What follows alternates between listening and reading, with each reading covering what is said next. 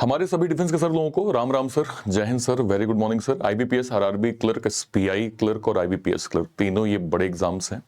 This is the right time जहां से आप अपनी एज एक्स सर्विसमैन कैटेगरी की जर्नी जो है वो स्टार्ट कर सकते हैं, क्योंकि यहाँ से आपको थोड़ा समय भी मिल जाता है पढ़ने के लिए।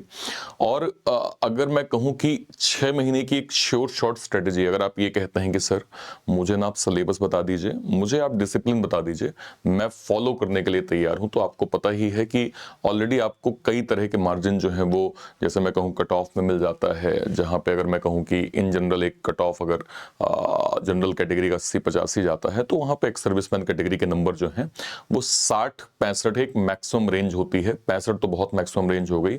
इन जनरल सर 45 से 55 की रेंज जो है वो हमने स्टेट वाइज देखा है कि ईएसएम कैटेगरी में होती है। तो जब आपको अगर एक एज है सर, तो उसके साथ स्ट्रेटेजी भी जरूरी है। विदाउट स्ट्रेटेजी आप इस एज को नहीं पा पाएंगे। और 6 महीने के लिए अगर मैं शुरुआती प्रीलिम्स की स्ट्रेटेजी बोलूं कि आपको क्या फोकस करना है, आज हम उस पर बात करेंगे। नमस्कार दोस्तों, स्वागत है आप सभी का एक बार फिर से। अगर आप इस चैनल पे नए हैं, इस वीडियो को पहली बार देख रहे हैं, मेक श्योर करें आप सभी लोग इस चैनल को सब्सक्राइब जरूर कर लीजिए, क्योंकि यहाँ पे ना केवल इंपॉर्टेंट इन्फॉर्मेशन, प्री से मेंस तक का complete reasoning content ex serviceman category का आपको इस चैनल पे जरूर से जरूर मिलता है। मेक श्योर करें सभी सर लोग हमारे चैनल को जो है वो सब्सक्राइब जरूर कर लीजिए। चलिए स्टार्ट करते हैं। सबसे पहले कुछ इंपॉर्टेंट बातें। ये टाइम टेबल स्पेशली उन कैंडिडेट्स के लिए है जो रिटायरमेंट के बाद बैंक प्रिपरेशन या तो स्टार्ट कर रहे हैं, या तो करंट में बस सेकेंड इनिंग स्टार्ट होने ही वाली है, या फिर मान लीजिए सर्विस में भी हैं और सर्विस में भी कहते हैं कि सर मुझे अभी 1 साल बचा हुआ है, मुझे अभी बता दो, मैं इसको थोड़ा सा और जो है वो हल्के में लेके, लेकिन डिसिप्लिन फॉलो करके मेंटेन करूंगा। ठीक है, जिनको बेसिक से प्रिपरेशन करनी है और जिनको डिसिप्लिन के साथ सिलेक्शन टारगेट जो है वो अचीव करना है। आज के टाइम पे banking sector ex serviceman candidates के लिए सबसे स्टेबल गवर्नमेंट जो है वो कैरियर ऑप्शन में से एक माना जाता है। Specially SPI clerk, IBPS clerk, RRB clerk में हर साल लाखों कैंडिडेट अप्लाई करते हैं, जिसमें थाउजेंड्स ऑफ एक्स सर्विसमैन भी जो है वो सक्सेसफुल होते हैं। अगर आप इन तीनों एग्जाम्स की बात करें, जो भी इंश्योरेंस के एग्जाम्स आते हैं, अगर आप ओवरऑल जो है वो वैकेंसीज के डेटा को देखेंगे तो आपको अच्छे खासे नंबर जो है वो देखने को मिलते हैं। देखिए, ईएसएम के अंदर एक बड़ा बेनिफिट आपको क्या मिलता है कि आपका पे प्रोटेक्शन जो है वो सेफ होता है। एज एक्स सर्विसमैन कैटेगरी आपको ये अच्छी एज मिलती है, जिससे आप जो है एक मोटिवेशन के साथ जो है वो बैंक एग्जाम को आप टारगेट कर रहे होते हैं। चलिए डेटा पे आते हैं, स्टैट्स पे आते हैं।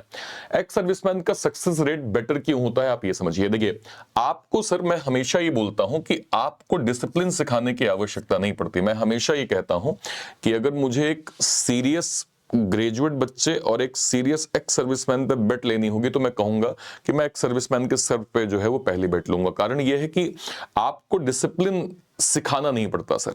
ऑलरेडी आपने सर्विस में सर 15 साल, 17 साल, 20 साल, 24 साल के आप सर्विस करके आए हैं। आपको मालूम है कि ये कितना इंपॉर्टेंट फैक्टर किसी भी चीज में सक्सीड करने में होता है।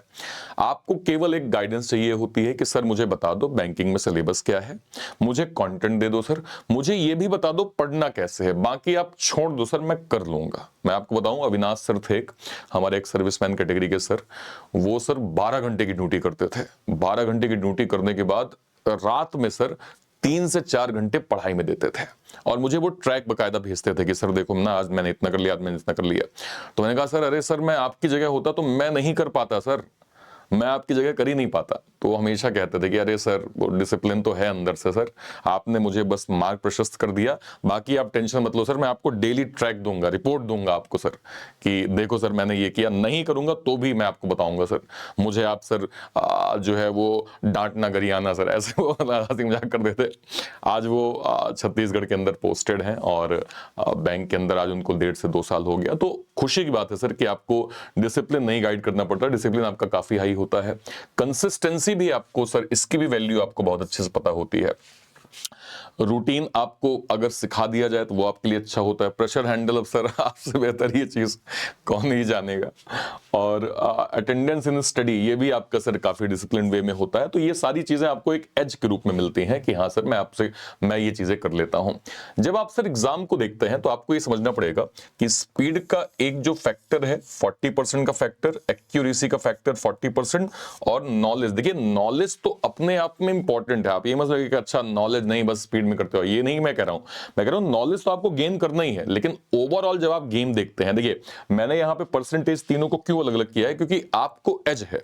आपको सर जैसे मैं कहूं कि चलो एसपीआई क्लर्क, आईबीपीएस क्लर्क है, तो एक मेजॉरिटी 60 65 2 3 4 स्टेट में जाते हैं, उसके अलावा लगभग स्टेट्स के सर नंबर 50-60 के बीच में। इसका मतलब क्या है कि आपको न केवल एक स्पीड को कंसर्न करना है, एक्यूरेसी भी कंसर्न करना है। और जाहिर सी बात है बिगिनिंग लेवल में तो आप यही कर रहे होंगे ना सर।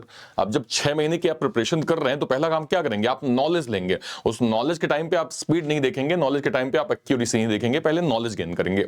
जब नॉलेज गेन हो जाती है तो जब ओवरऑल सिलेक्शन का जब जो है वो डेटा दिखता है तो इसके परसेंटेज थोड़े कम हो जाते हैं, क्योंकि आप सिर्फ नॉलेज गेन करके आप एग्जाम क्वालिफाई नहीं कर सकते अगर आपको स्पीड का मतलब नहीं पता या आपको एक्यूरेसी का मतलब नहीं पता।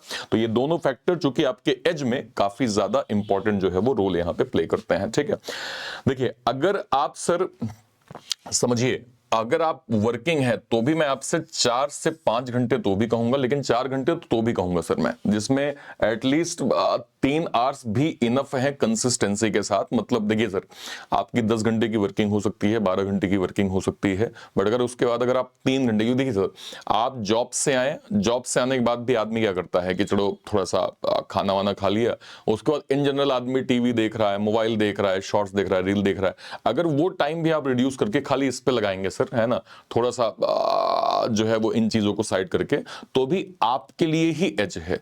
तो एटलीस्ट 3 घंटे की रिक्वायरमेंट मैं आपसे जरूर से जरूर कहूंगा कि आपको देना चाहिए। जिसमें अगर मैं आपको शेड्यूल बनाऊं, देखिए ये शेड्यूल मैंने बनाया है सर, आपको लगता है कि नहीं सर मेरी वर्किंग ना थोड़ी ज्यादा है सर, मुझे लगता है मैं थक जाता हूं, ये करता हूं, थोड़ा आप रिड्यूस कर सकते हैं सर। बट आइडियली ये एक ईएसएम कैटेगरी के लिए, जिसमें एटलीस्ट आपको 1.5 घंटे का जो है वो टाइम क्वांट में, 1.5 घंटे रीजनिंग में, 45 मिनट इंग्लिश में, करंट अफेयर आपका 30 मिनट, और मॉक के रिवीजन में आपको 30 से 45 मिनट। देखिए इनिशियल लेवल पे कभी भी हम कंप्लीट मॉक नहीं देते हैं, हम जिस टॉपिक को कंप्लीट करते हैं उस टॉपिक का हम क्या करते हैं सर, सेक्शनल टॉपिक टेस्ट। लोग सेक्शनल टेस्ट और सेक्शनल टॉपिक टेस्ट में डिफरेंस नहीं कर पाते। सेक्शनल टेस्ट का मतलब होता है, जैसे मान लीजिए आपने रीजनिंग का कंप्लीट, आईबीपीएस क्लर्क का पेपर है 100 नंबर का, 30 क्वेश्चन इंग्लिश, मैथ और रीजनिंग 35-35। सेक्शनल टेस्ट का मतलब है कि आपने रीजनिंग दिया कंप्लीट 35 नंबर, आपने मैथ और इंग्लिश नहीं दिया। सेक्शनल टॉपिक का मतलब है सर कि आपने उस रीजनिंग के अंदर सिलॉक का केवल टेस्ट दिया, जो हो सकता है 15 मिनट में 20 क्वेश्चन हो, 10 मिनट में 15 क्वेश्चन हो, ऐसा कुछ एक मार्जिन आपको देखने को मिल सकता है। तो आपको सर सेक्शनल टेस्ट नहीं देना है, सेक्शनल टॉपिक से आपको शुरुआत करनी है। जो भी आपके पास मॉक टेस्ट होंगे उसमें सर सेक्शनल टॉपिक जरूर से जरूर दिया होगा। तो पहली प्रायोरिटी आपको, जो भी टॉपिक आप कंप्लीट करते जाएंगे उसका सेक्शनल टॉपिक देंगे। पहले मंथ में आप क्या करेंगे सर, पहले मंथ में आप ये फियर घटा दीजिए, अरे सर डीआई बहुत टफ आती है, पजल बहुत परेशान करता है, मुझे कुछ नहीं, मुझे केवल ये करना है सर, मुझे बेसिक्स पे अपने काम करना है, मुझे बेसिक स्ट्रॉन्ग करना है। उसपे मैं क्या करूंगा, मैं अगर क्वांट की बात करूं तो क्वांट में पहला वीक मैं केवल इन 2 टॉपिक पे डेडिकेट करूंगा, अगला वीक मैं इन 2 टॉपिक पे डेडिकेट करूंगा, अगला टॉपिक मैं अर्थमेटिक इन टॉपिक्स पे आऊंगा, फिर मैं इन टॉपिक्स पे आऊंगा। और इनमें आऊंगा नहीं सर, मैंने बेसिक क्वेश्चन देखे और एन नंबर ऑफ, देखिए आपके पास समय है सर, समय है तो आप किसी चीज में बहुत जल्दबाजी मत करिएगा सर। समझिए आप, अगर आप ये कहते हैं कि हाँ सर जेन्युइनली मेरे पास 6 महीने का मार्जिन है, आप टेंशन मत लो, आप बताओ मैं इसको फॉलो करूंगा, तो सबसे पहली चीज सर हमें पेशेंस रखना होगा। जब मैं आपसे कहता हूं कि आपको इस वीक में केवल ये 2 टॉपिक, तो आपको इन 2 टॉपिक का क्या करना है, आपने क्लास देखी, ट्रिक्स देखी, शॉर्ट ट्रिक समझा, उसके बाद आपने जो है वो सर की पीडीएफ डाउनलोड कर ली, एक्स्ट्रा क्वेश्चन आप ले लिए और पूरे वीक आपने इस क्वेश्चंस को बिल्कुल प्रैक्टिस करने में ही टाइम दे दिया। तो आप सोचिए कि आप कितने अच्छे लेवल पे स्ट्रांग हो जाएंगे इन टर्म्स ऑफ बेसिक, जहां पे आपने कैलकुलेशन सीख लिया, बॉड मास सीख लिया, ट्रिक्स सीख लिया, कैसे इनको कैलकुलेट करके अच्छे मार्क्स गेन करने हैं, वो सब आपको यहां से मिल जाएगा। तो क्वांट में आपके पहले महीने, रीजनिंग में इनइक्वालिटी हो गया, ब्लड डायरेक्शन, कोडिंग, रैंकिंग, ठीक है। और इसके अलावा जैसे अगर मैं क्या कहते हैं ये टॉपिक यहाँ पे दिया हुआ है तो साथ में लेट सपोज मैंने रैंक पजल भी ऐड कर दिया, तो आपको ना केवल पूरे वीक में सर जो 1 घंटे का आपने शेड्यूल बनाया है, इसमें आपने पहले दिन मान लीजिए आपने बेसिक सीख लिया, ठीक है, अगले दिन आपने बहुत सारे क्वेश्चंस को रिवाइज कर लिया, फिर आपने बहुत सारे क्वेश्चंस को रिवाइज कर लिया। तो जब आप ये लगातार कर रहे होंगे ना सर और आपके पास टाइम है तो आपका कॉन्फिडेंस बिल्ड होगा। समझिए आप, आपको एग्जाम में फाइट बाद में करनी है, पहले आपको अपने अंदर एक कॉन्फिडेंस लाना है कि हाँ भाई, इनइक्वलिटी मैंने पर्याप्त टाइम दिया है, मैंने सेक्शनल टॉपिक टेस्ट दिए हैं, मेरे मार्क्स अगर 20 नंबर का पेपर है, देखिए कभी भी सर 100% परफेक्शन नहीं करना होता है। आप कभी भी इस चीज में मत जाइएगा कि नहीं अब तो मुझे आ रहा है, मैं तो 20 में 20 करूंगा ही या नहीं करूंगा तो क्यों। अच्छी बात है कि आप इस चीज में सीरियस हैं, बट एक आइडियल क्या होता है सर, अगर आपने 20 क्वेश्चन किए हैं और 20 में से अगर आपके 16-17 भी सही है ना सर, तो उसको एक अच्छी एक्यूरेसी माना जाता है। हमें कभी भी किसी भी, देखिए इस संसार में एक चीज क्या कहते हैं सर, कि कोई भी चीज 100% डेफिनेट नहीं है, ये चीज है सर, तो ये प्रिपरेशन में भी लागू होती है। हमें उसमें करना क्या है सर, बस अपनी एक्यूरेसी को हाई रखना है। एक्यूरेसी 100% रेयर होती है तो बहुत अच्छी बात है, लेकिन बैंकिंग एग्जाम्स में अगर आप 80-90% की एक्यूरेसी अपनी पढ़ाई मेंटेन करते हैं, एटलीस्ट 85% प्लस की, तो वो आपके लिए एक डायरेक्शन सही होती है। तो हमेशा ये कोशिश करें कि बस अगर 20 नंबर पेपर है, 15-16 आपके ठीक हो रहे हैं, तो आप उन 5 गलत को डीप एनालिसिस करिए, पर कभी ये एक्सपेक्ट मत करिए कि 20 में 20 ही आ जाए। अगर ये 16 मतलब 17 भी आ रहे हैं, आप एक अच्छी एक्यूरेसी के साथ अपनी गेम में हैं। इंग्लिश में आपने एडिटोरियल, 10 वोकैब वर्ड्स और एरर डिटेक्शन, मतलब इसको आपको बिल्कुल फॉलो ही करना है सर। इंग्लिश में देखिए एक्स सर्विसमैन कैटेगरी में मैं बिल्कुल जेन्युइनली कह रहा हूं सर, फिर मैं इस चीज को कह रहा हूं, हमारे एक्स सर्विसमैन सर लोग इंग्लिश से बहुत भागने की कोशिश करते हैं। ऐसा मत करिए सर। अगर आप एसबीआई क्लर्क, आईबीपीएस क्लर्क दे रहे हैं, तो आपको इंग्लिश प्री में भी मिलने वाली है सर, मेंस में भी मिलने वाली है, ठीक है। आईबीपीएस में आपको सेक्शनल भी इसका मिलेगा। तो सर संतोष सर ने से मैंने लाइव सर अभी जो हमने एक्स सर्विसमैन डिटेल वीडियो किया था, उनने उस डिटेल वीडियो में ये चीज बताई कि अगर आप सिलेक्टिव टॉपिक को अगर आप बिल्कुल फोकस्ड होकर अप्रोच करते हैं, तो आप एज अ ईएसएम कैटेगरी एक अच्छे मार्क्स जो है वो गेन कर पाएंगे। राइट सर, ओके ठीक है। नेक्स्ट पे आइए। मन 2 में आपने क्या किया, SICI, time and work, time speed and distance, partnership, mixture allegation, in topics को आपने सेकंड मंथ में वीक वाइज कवर कर लिया। सिटिंग अरेंजमेंट में लीनियर सिटिंग, सर्कुलर सिटिंग है ना, फ्लोट सिटिंग, इन सभी के basics and number of questions और लगातार प्रैक्टिस करते गए आप।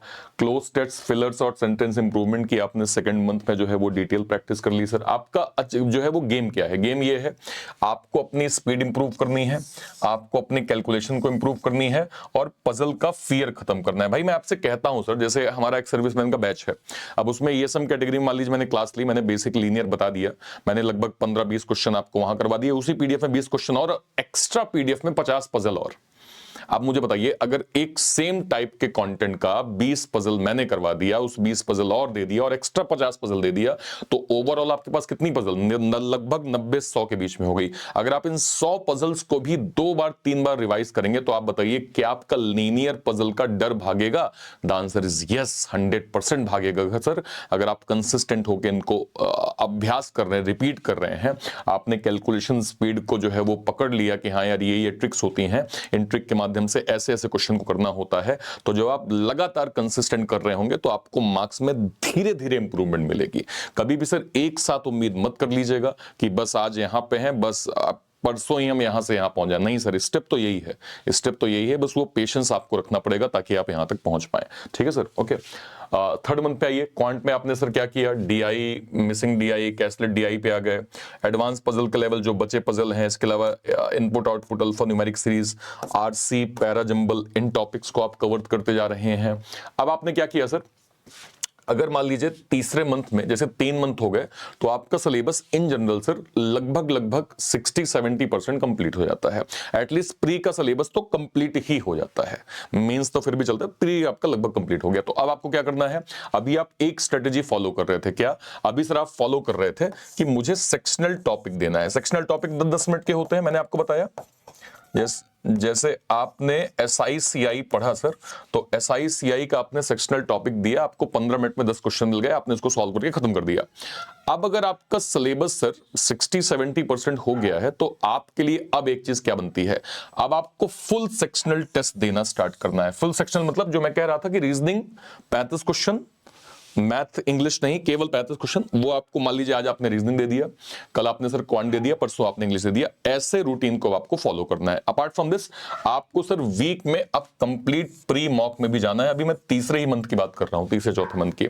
जब आपका ये 5वां मंथ कंप्लीट हो जाएगा, तो ये आपके जो मॉक की संख्या है वीक में आपकी 4 हो जाएगी। वीक में 4 हो जाएगी सर। और सेक्शनल टेस्ट आपका एक सब्जेक्ट का डेली आपका चलना चाहिए, डेली आपका चलना चाहिए। तो आप देखेंगे कि आप सेक्शनल से ये जान पाएंगे कि मैं रीजनिंग में लगातार कहां लैग कर रहा हूं, क्वांट में क्या चीज मुझे अभी परेशान कर रही है, इंग्लिश में क्या प्रॉब्लमेटिक है, और कंप्लीट मॉक में मैं टाइम मैनेज कैसे कर पा रहा हूं, स्पीड का क्या जो है वो क्या गेम है, 60% में मेरी साइकोलॉजी क्या चल रही है। क्योंकि अगर आप मॉक के सिमुलेशन और मॉक के टेम्परामेंट को नहीं पहचान पाएंगे तो आप एग्जाम सेंटर में अच्छा स्कोर नहीं कर पाएंगे सर। ये जो मॉक आप देंगे ना सर, ये मॉक और लाइव मॉक जो सेंटर में दे कोई अंतर नहीं होता सर, एक ही जैसा लगभग पैटर्न होता है, मतलब जो पेपर देने का तरीका है एक ही है सर। तो अगर आपने घर में वो माहौल बना लिया तो आप यकीन माने आपको एग्जाम सेंटर में उसका बेनिफिट जो है वो मिलेगा ही मिलेगा। ठीक है सर, ओके। अब चौथे मंथ के बाद आपने क्या किया, थोड़ा जी में ऐड कर लिया, RBI, banking terms, static GK, MS office, internet networking basic आपने पढ़ लिया सर। ठीक है, अब आपने मॉक टारगेट्स जो है, जैसे मैंने आपसे कहा ना कि आपका सिलेबस अगर लगभग 70% के ऊपर चला गया है तो वीक में आपके 3 से 4 जो है वो वीकली मॉक आपके फुल यहाँ पे चलने जो है वो स्टार्ट हो जाएंगे। ठीक है, 5वें मंथ के बाद आप क्या करेंगे सर, 5वें मंथ के बाद आप अब अपनी स्पीड और एक्यूरेसी के फेज में आ गए, जहां पे आपका बेसिक सिलेबस कंप्लीट हो गया। सेक्शनल टॉपिक मॉक दे के आपको ये पता चल गया कि हाँ भाई मैं 20 क्वेश्चन करता हूं, मेरे 12-13 सही हो जाते हैं, 6-7 गलत हो जाते हैं। तो आपने देखा कि आपकी एक्यूरेसी ओवरऑल 60-70% से ऊपर हो रही है, इसको मुझे और बढ़ाना है। अब आप क्या करेंगे, अब सर आपने एक मिनी मॉक, अब यहां पे मैंने इनको बाइफर्केट कर दिया। जब मैं सेक्शनल टेस्ट की बात कर रहा हूं तो अब आपके सेक्शनल टेस्ट जो डेली 1 हो रहे थे टॉपिक वाले वो 2 हो गए, और जो मिनी मॉक मतलब कंप्लीट सेक्शनल हो गए वो अब आपके 1 जो है वो कंपलसरी आपके डन हो गए। अब यहां पे आपकी संख्या सेक्शनल टॉपिक मॉक की जो 10-10 मिनट का है वो 2 हो गया, एक आपने जो 20 मिनट का होता है वो आपका 1 कंपलसरी हो गया। अब आप प्रीवियस ईयर पैटर्न पे जाएंगे कि किस तरह के क्वेश्चंस इनइक्वालिटी के, सिलॉक के, अल्फा न्यूमेरिक के, ब्लड के, है ना, डायरेक्शन के, लीनियर सेटिंग के, सर्कुलर सेटिंग के एग्जाम में पूछे जा रहे हैं, ताकि आप उनको जो है वो फोकस करके एग्जाम में जो है वो अपने बेटर स्कोर यहां पे कर पाए। ठीक है, ओके। आपका क्वांट का जो फोकस एरिया है, सबसे पहले फास्ट कैलकुलेशन में डीआई की स्पीड में काम करना है आपको। रीजनिंग की सर सिलेक्शन स्ट्रेटेजी, जो आपकी पजल की स्पीड होती है कि लीनियर का पजल आए तो डॉट पॉइंट, जैसे मैं हमेशा बोलता हूं सर कि आपको डॉट पॉइंट में खेलना है। अगर आपका डॉट पॉइंट का कॉन्सेप्ट क्लियर है, आप बहुत बढ़िया, बहुत अच्छे मार्क्स जो है वो डॉट पॉइंट के थ्रू आप यहां पे बना पाएंगे। इंग्लिश में आपको आरसी जितनी अच्छी आप रीड करेंगे आपको उतना जो है वो हेल्प मिलेगा। जो आपका 6वां महीना है, अगर आपने डिसिप्लिन शुरू के 5 महीने को फोकस कर लिया तो अब आपको सर, अब आप किताब छोड़ दीजिए, आपने खूब पढ़ लिया सर, खूब अच्छी प्रैक्टिस कर ली। अब आपको क्या करना है, आपके पास एक मॉक है, अगर आप उस मॉक को सर 60 मिनट देते हैं पेपर देने में तो एनालिसिस में मिनिमम सर मिनिमम 120 मिनट तो आपका होना ही चाहिए। अटेम्प्टेड रॉन्ग क्वेश्चंस को डिटेल समझिए, कौन सा कॉन्सेप्ट आपसे गलत हुआ, उस कॉन्सेप्ट के मुझे 10 से 15 क्वेश्चंस की प्रैक्टिस करनी है, उसको रिवीजन करना है, उसके बाद मुझे प्रीवियस ईयर पेपर देना है। इसको आप जितनी बार जितना ज्यादा रिपीट करेंगे आपको हेल्प उतना ज्यादा मिलेगी सर। अब देखिए, अब अगर एक शेड्यूल मैं आपको बताऊं कि अब 6 महीने आपके कंप्लीट हो गए, 5 महीने हो गए, अब आपका शेड्यूल क्या होना चाहिए, इसको आप अपने अकॉर्डिंग अपडेट कर सकते हैं या फिर आप इसको फॉलो कर सकते हैं। क्या करेंगे आप, Monday full length mock plus आपने एनालिसिस कर लिया, ट्यूसडे कंप्लीट वीक टॉपिक, जैसे मान लीजिए आपके 100 क्वेश्चन, मान लीजिए आपने 100 नंबर का पेपर दिया सर, ठीक है, 100 नंबर का पेपर दिया, आपके सर 60 मार्क्स यहां पे गेन हो गए। ठीक है, अब 40 जो मार्क्स गेन नहीं हुए उसमें 2 चीजें हो सकती हैं, या तो हो सकता है आपने अटेम्प्ट किया और गलत हो गया, या फिर आपने अटेम्प्ट नहीं किया, आपने एक्यूरेसी मेंटेन करी। तो इसमें सबसे पहली प्रायोरिटी देनी है कि जो आपने अटेम्प्टेड रॉन्ग हुए हैं, क्या सर, जो आपके अटेम्प्टेड जो है वो रॉन्ग क्वेश्चन हुए हैं, आपको पहली प्रायोरिटी उनको देनी है। क्यों सर, क्योंकि कभी भी हम लाइव पेपर में जो अटेम्प्ट कर रहे होते हैं वो ये सोच के नहीं करते कि वो गलत हो जाएगा, लेकिन अगर वो गलत हो गया है इसका मतलब यह है कि जो कॉन्सेप्ट आपने लाइव पेपर में सोचा था वो कॉन्सेप्ट आपने अपने अकॉर्डिंग तो सोचा सही है, लेकिन ओरिजिनल में वो कॉन्सेप्ट आपका गलत था। आपको उस कॉन्सेप्ट को एनालिसिस करना है कि मुझसे क्या मिस्टेक हुई है, आपको उसके नंबर ऑफ क्वेश्चंस, उसको डिटेल प्रैक्टिस करिए, डिटेल जो है वो शीट लीजिए क्वेश्चंस की, 20-50 जितना हो सकता है उसको खूब रिवीजन करिए, खूब प्रैक्टिस करिए। फिर आपने फुल मॉक दिया, पजल एसबीआई की प्रैक्टिस आपने थर्सडे कर ली, फ्राइडे में फुल मॉक दिया, प्रीवियस ईयर पेपर आपने पढ़ लिया और ये आपने रिवीजन। ये रिवीजन, इसमें आप चाहें तो कुछ एक्स्ट्रा ऐड कर सकते हैं। आपको लगता नहीं सर मुझे इसमें और ये करना है, ये एक आइडियल मैंने बता दिया, बाकी आप इसमें और ऐड कर सकते हैं कि सर मैं अपनी स्ट्रेटेजी को ऐसे बनाना चाहता हूं। समझिए आप इस चीज को। Daily study compulsory, even 2 hour भी चलेगा लेकिन डेली होना चाहिए।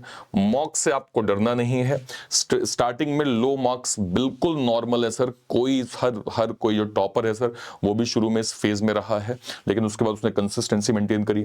इंग्लिश को आप इग्नोर मत करिए, सिलेक्शन में ये गेम चेंजर होता है सर। इंग्लिश जो है वो सिलेक्शन में गेम चेंजर होता है, आप इनिशियल लेवल पे एकदम इग्नोर मत करिए सर।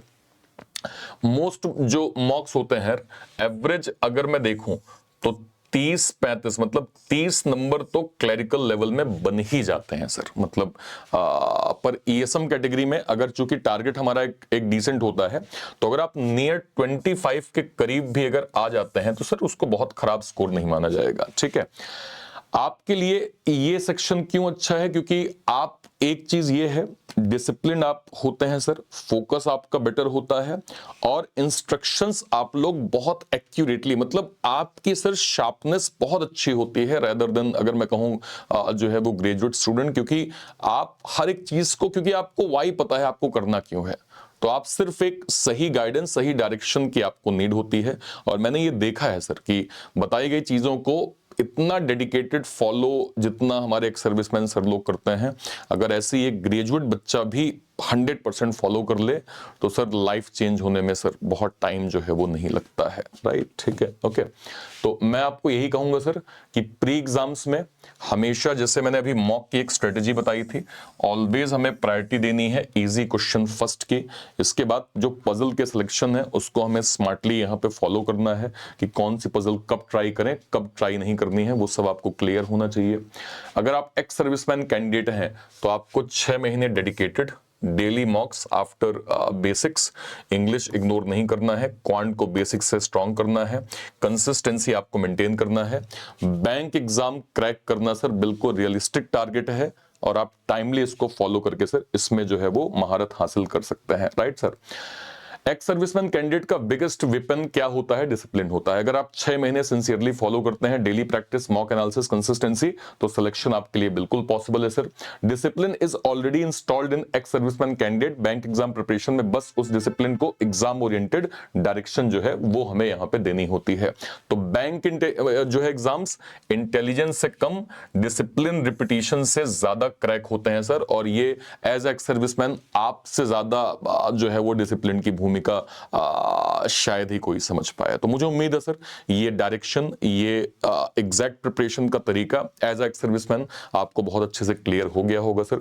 2026 में SBI clerk, IBPS clerk, RRB clerk, तीनों ही बड़े एग्जाम्स हैं और इसको ध्यान में रखते हुए सर हमने सर यहाँ पे डेडिकेटेड पलटन एक्स सर्विसमैन डेडिकेटेड बैच जो है वो लॉन्च किया है। देखिए सर, लास्ट ईयर जो IBPS, RRB clerk, SBI clerk और बाकी एग्जाम्स हैं और 24 एग्जाम्स को मिला दें तो हमने सर बंपर सिलेक्शन हमारे एक्स सर्विसमैन कैटेगरी के सर लोगों के देखे हैं। इसमें कई हमारे ऐसे भी सर हैं सर जिनका सिलेक्शन हो गया है और अभी उनकी जो है वो रिटायरमेंट बची हुई है। इसका मतलब ये है कि कहीं ना कहीं उनने सर्विस के टाइम पे जो है वो प्रिपरेशन स्टार्ट कर दी होगी सर।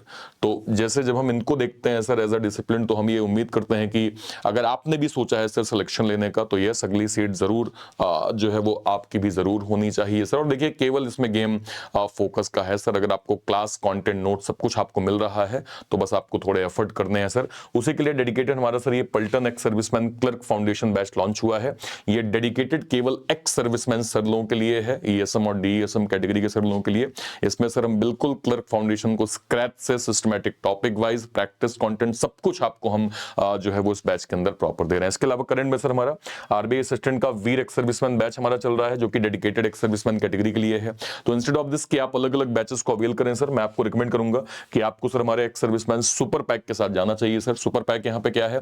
एक ऐसा पैक जो डेडिकेटेड केवल एक्स सर्विसमैन कैटेगरी के लिए ही बनाया गया है।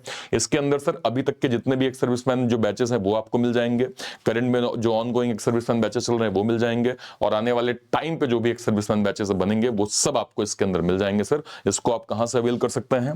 ये जो क्लास चल रही है सर या ये जो क्लास चल रही है तो इसी के आप डिस्क्रिप्शन बॉक्स में जाइए, या फिर कोई वीडियो, मान लीजिए सर ऐसे मैं लाइव सेक्शन में गया, लाइव सेक्शन में जाके मान लीजिए मैंने इस पे क्लिक किया सर, जैसे ही आप इस पे क्लिक करेंगे और जैसे ही आप इसके डिस्क्रिप्शन बॉक्स में जाएंगे तो आपको यहाँ पे दिखेगा सर कि ये सेकंड ऑप्शन पे 2026 एक्स सर्विसमैन सुपर पैक, जैसे आप सुपर पैक पे ऐसे क्लिक किया सर, क्लिक किया आपने सर, ठीक है, क्लिक करते ही यहाँ पे बाय नाउ का ऑप्शन आएगा। अब यहाँ पे आपके अकॉर्डिंग हमने, चूंकि हमारे एक्स सर्विसमैन सर लोगों की डिमांड आती है कि सर हमें हमारी सर्विस में टाइम है, हमें और वैलिडिटी दीजिए, 25 मंथ, 36 मंथ, 60 मंथ, है ना, 19 मंथ, मान लीजिए आपने 19 मंथ पे क्लिक किया। जैसे आप यहाँ पे जाएंगे, यहाँ पे सर इस कोड को हटा के केवल आप यहाँ लिखिएगा ARPIT, तो आपको सर इसमें और मैक्सिमम एडिशनल डिस्काउंट जो है वो मिल जाएगा। तो सिंपल आप ARPIT कोड यूज करिएगा, आपको maximum additional discount ex serviceman super pack के अंदर प्रॉपर जो है वो मिल जाएगा। ठीक है सर, और कहीं कोई डाउट होता है इस वीडियो के डिस्क्रिप्शन बॉक्स में अपनी बात आप जरूर रखिएगा। टिल देन, तब तक के लिए thank you so much, thank you so much. जय हिंद sir, thank you, thank you, thank you.